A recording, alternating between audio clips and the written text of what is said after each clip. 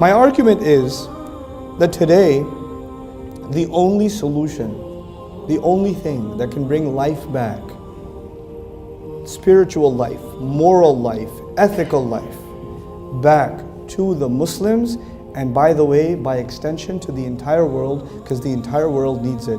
The only thing that can bring life back to this earth is the Book of Allah.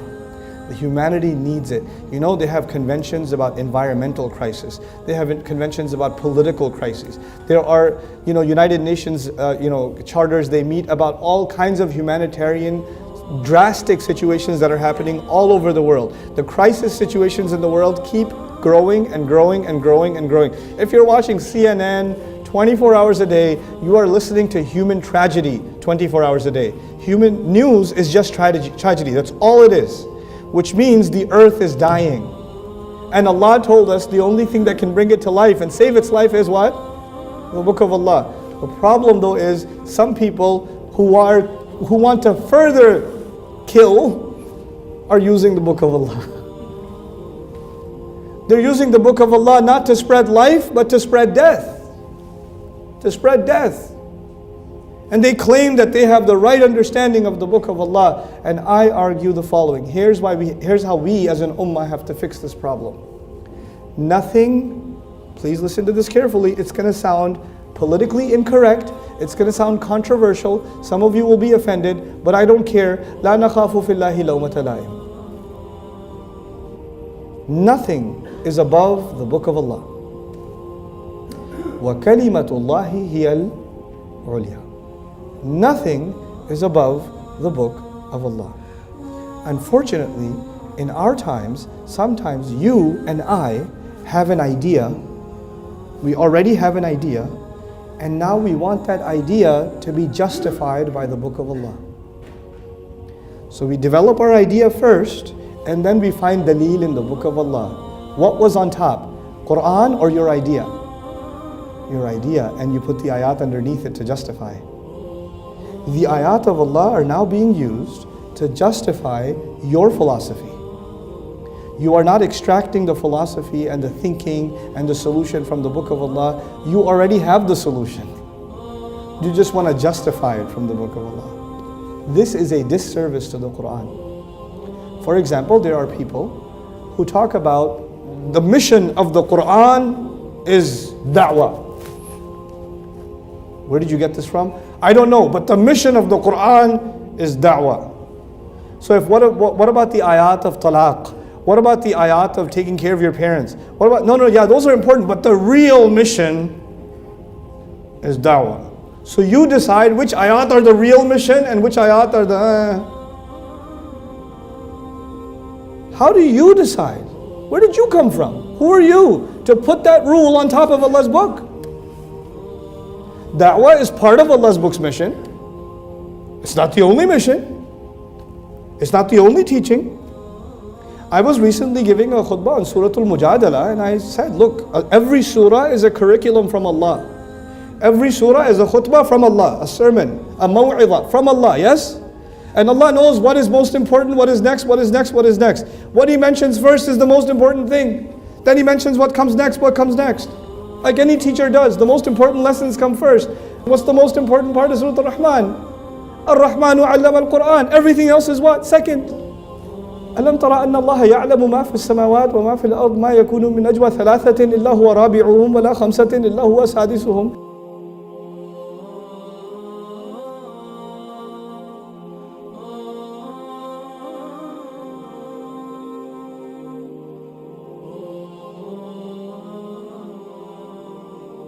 ولا أدنى من ذلك ولا أكثر إلا هو معهم أينما كانوا.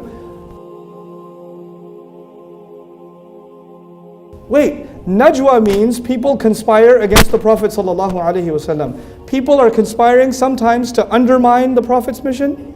Sometimes they're conspiring, they're making secret meetings to kill the Prophet ﷺ. That's a pretty serious problem. But in Surah Al-Mujadala, that is problem number what? 2. What was problem number 1? A woman has a problem with her husband. What? No. Yeah, that's a spot. The real issue is najwa. Who are you to decide? Allah teaches the way He wants to teach. I am reminded of the question Allah asks in Surah Al-Hujurat, قُلْ أَتُعَلِّمُونَ اللَّهَ بِدِينِكُمْ. Oh, you're going to teach Allah your deen? You're going to teach Him your deen? You decide what's more important. You know? So what we do is we take selections of ayat. These are the important ayat. These are the ayat that we have to have our curriculum with. The rest of Quran is secondary. Even if you don't say it, you're thinking it. And that thinking is problematic. We have to give justice to the Book of Allah. We have to give justice to a surah. We have to stop thinking that some things are important and some things are less important. There are some things that are in order, there's priorities, but those priorities are not decided by you, they're not decided by me, they've already been decided by Allah subhanahu wa ta'ala. They have already been decided. Now think about this. When I was in New York, when I was not a religious person, I was a Muslim, not a religious person. When I first got exposed to Islam, the thing about New York is it's a crazy place. Every masjid has its own Islam. Literally, every masjid has its own Islam. You know, كُلُّ حِزْبٍ بِمَا لَدَيْهِمْ فَرِحُونَ. This is actually, I saw it in New York. Every group believes they are the right one, and they will give you a lot of khutbah and a lot of lectures about how wrong the next door neighbor is. And then when you go to that one, they will tell you how perfect they are and how evil those guys are. And I have a problem that I like to go, when I learn something, I like to really learn it. So I go to group number 1 and I learn so much from them that I become part of them. And then I say, okay, I've learned enough. Now I'm going to go to group number 2 and I'm going to learn so much from them, I'll become part of them. I know it's crazy, but I did that. So I went from one group to another group, to another group, to another group. I was a tourist. Okay? And when I was done, I realized something. Every group decides one thing is the most important thing. And their entire picture of Islam is based on that one concept. One group says the most important thing is da'wah, forget everything else. Another group says the most important thing is how you look. You should look a certain way. If you don't look like this, then you're not a good Muslim. Another group says, no, you have to have these books. If you don't go through these books, then you're not a good Muslim. You don't really know your Islam. And they're not talking about Quran, by the way. There are other secondary books. If you don't have those books, then you're not a real Muslim. Every group has certain curriculum. That's what defines their Islam. And not a single group said, you know, the curriculum for the Muslim should be what? The Book of Allah. وَكَلِمَةُ اللَّهِ هِيَ الْعُلْيَا. By the way, did every one of those groups quote something from the Quran? Yes, but that was only to justify their position. And that was only to prove that the other guys are going to hell. That was the only reason. Why would Allah give us this book and say, وَاعْتَصِمُوا بِحَبْلِ اللَّهِ جَمِيعًا وَلَا تَفَرَّقُوا فِيهِ.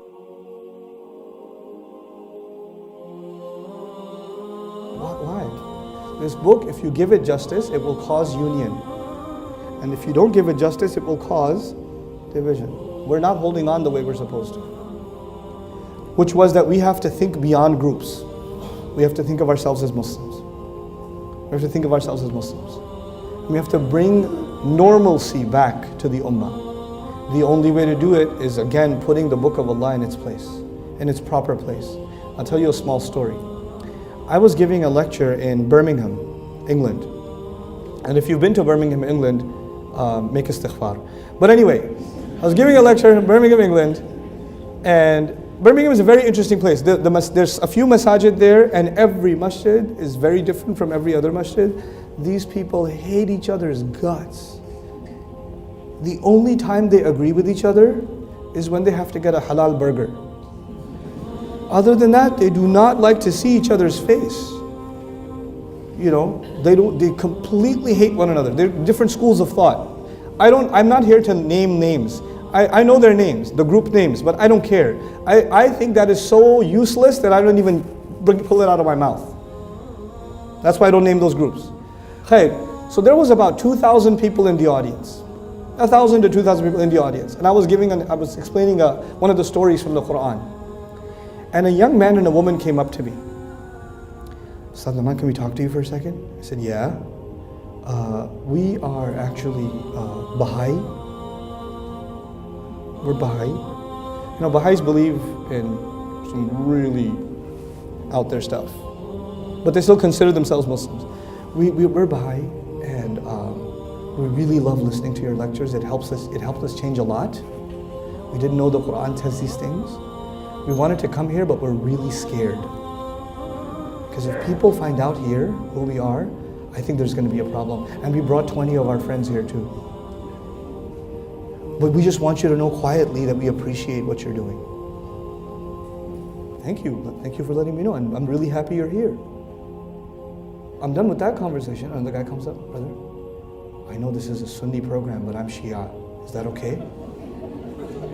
I was like, yeah, it's okay. Okay.